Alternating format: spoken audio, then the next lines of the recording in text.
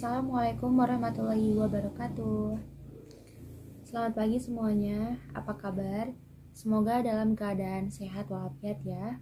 Saya Widya Yunisi, Fakultas Ekonomi dan Bisnis, Prodi Manajemen, Universitas Islam Syekh Yusuf Tangerang. Kali ini saya akan mempresentasikan sebuah sejarah dari para tokoh ilmuwan, sebuah teori ekonomi makro yakni Keynesian. Selamat menyaksikan.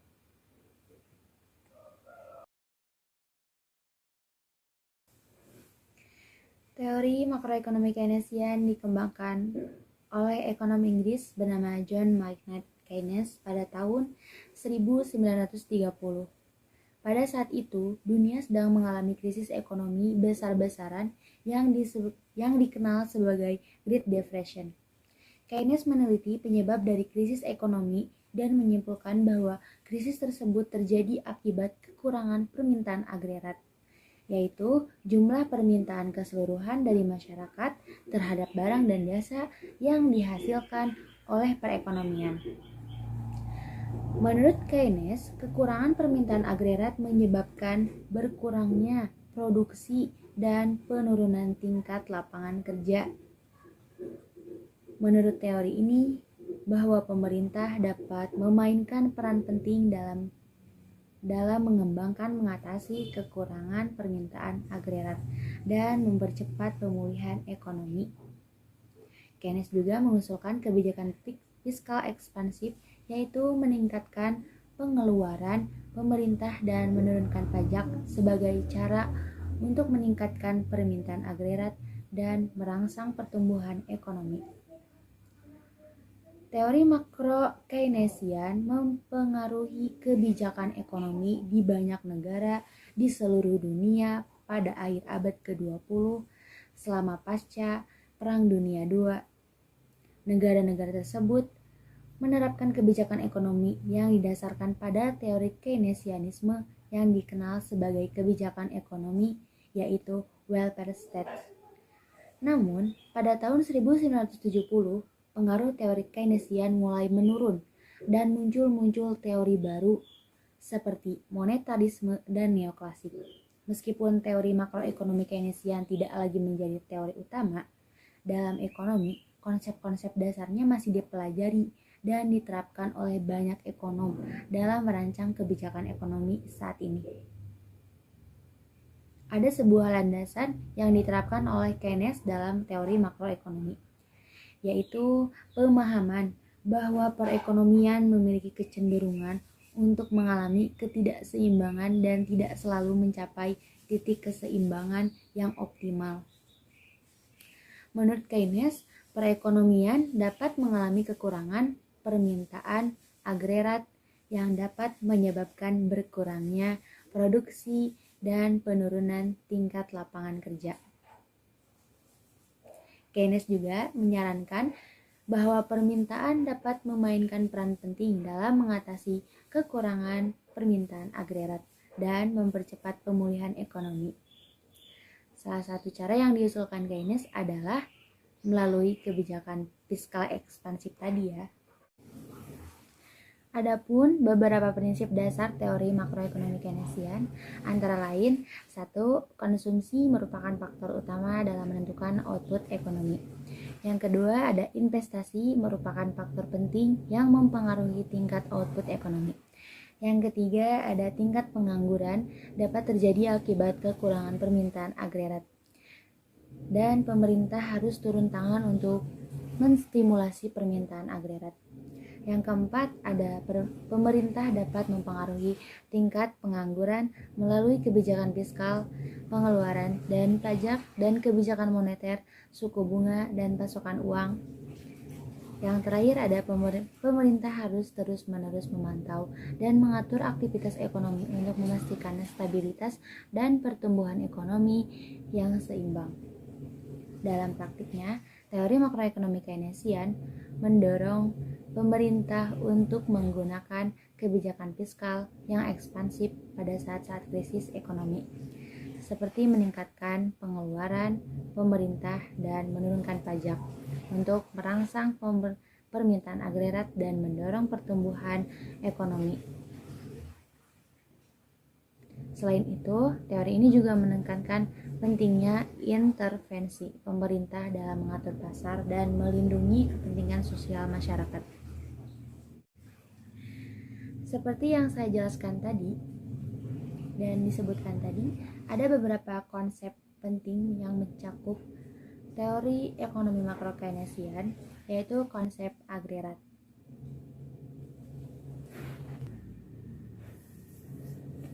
Konsep agregat permintaan dalam teori ekonomi makro Keynesian adalah suatu konsep yang menggambarkan hubungan antara tingkat harga dan total output dalam perekonomian. Menurut teori Keynesian, permintaan agregat total permintaan dalam perekonomian merupakan faktor penting yang menentukan tingkat output dan lapangan kerja dalam perekonomian. Permintaan agregat dapat dipengaruhi oleh faktor-faktor seperti konsumsi, rumah tangga, investasi, pengeluaran pemerintah, dan neraca perdagangan. Dalam teori Keynesian, tingkat pengangguran yang tinggi dan rendahnya permintaan agregat dapat menjadi masalah serius dalam perekonomian. Untuk itu, Keynesianisme menyarankan kebijakan fiskal dan moneter untuk mempengaruhi permintaan agregat dan meningkatkan tingkat output dan lapangan kerja dalam perekonomian. Dalam teori Keynesian, hubungan antara permintaan agregat dan tingkat output dijelaskan melalui konsep multiplier. Teori multiplier adalah suatu konsep dalam ekonomi yang menjelaskan tentang efek dari perubahan dalam pengeluaran terhadap output dan pendapatan nasional yang lebih besar daripada perubahan dalam pengeluaran itu sendiri. Konsep ini pertama kali diperkenalkan oleh Keynesian dalam karyanya The General Theory of Employment, Interest, and Money pada tahun 1936. Menurut teori ini juga, perubahan dalam pengeluaran, konsumsi, investasi, dan pemerintah dapat mempengaruhi tingkat output dan pendapatan nasional. Multiplier Keynesian menjelaskan bahwa perubahan dalam pengeluaran tersebut dapat memicu efek domino pada permintaan agregat dan output. Misalnya, jika pemerintah meningkat pengeluarannya sebesar 100 juta US dollar untuk membangun infrastruktur, maka 100 juta US dollar tersebut akan diterima oleh kontraktor yang membangun infrastruktur. Kontraktor tersebut kemudian akan membayar karyawannya dan membeli bahan baku dari pemasok. Pemasok dan karyawan juga akan menggunakan uang tersebut untuk membeli barang dan jasa lainnya, sehingga uang tersebut akan beredar dalam perekonomian dan menciptakan efek domino pada permintaan agregat dan output. Konsep multiplier ini menunjukkan bahwa efek perubahan dalam pengeluaran pada output dan pendapatan nasional akan lebih besar daripada perubahan dalam pengeluaran itu sendiri. Hal ini terjadi karena perubahan dalam pengeluaran tersebut memicu efek domino pada permintaan agregat dan output. Namun, efek multiplier ini tidak bersifat linier dan bergantung pada beberapa faktor seperti tingkat pengangguran, kebijakan fiskal dan moneter, serta struktur perekonomian jika perekonomian sedang mengalami masa resesi atau pengangguran yang tinggi. Efek multiplier akan lebih besar, namun jika perekonomian sudah berada di puncak siklus bisnis atau inflasi mulai meningkat, efek multiplier dapat berkurang. Secara keseluruhan, teori multiplier juga merupakan konsep penting dalam teori ekonomi makro Keynesian, karena menjelaskan tentang pentingnya pengeluaran dalam mempengaruhi output dan pendapatan nasional, serta efek domino dari perubahan dalam pengeluaran terhadap permintaan agregat dan output.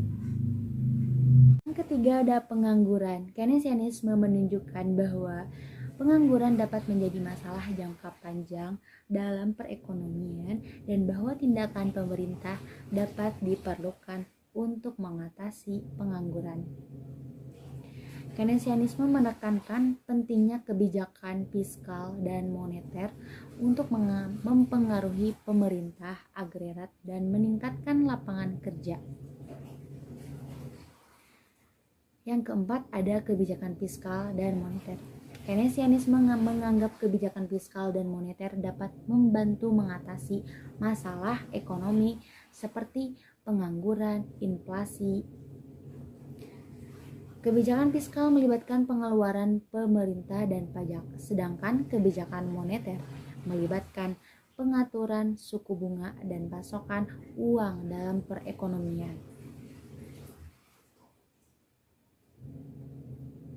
Selanjutnya ada keterbatasan pasar. Keynesianisme menekankan bahwa pasar mungkin tidak selalu mengalokasikan sumber daya secara efisien, terutama dalam situasi di mana permintaan agregat rendah dan terdapat pengangguran tinggi.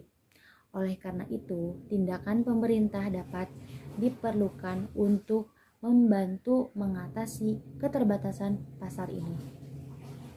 Yang terakhir ada teori kebangkrutan. Teori Keynesian tentang kebangkrutan mengatakan bahwa kebangkrutan dapat terjadi karena adanya keterbatasan likuiditas, bukan karena masalah fundamental dengan perusahaan atau sektor ekonomi. Hal ini dapat memicu spiral deflasi dan menimbulkan masalah ekonomi yang lebih besar.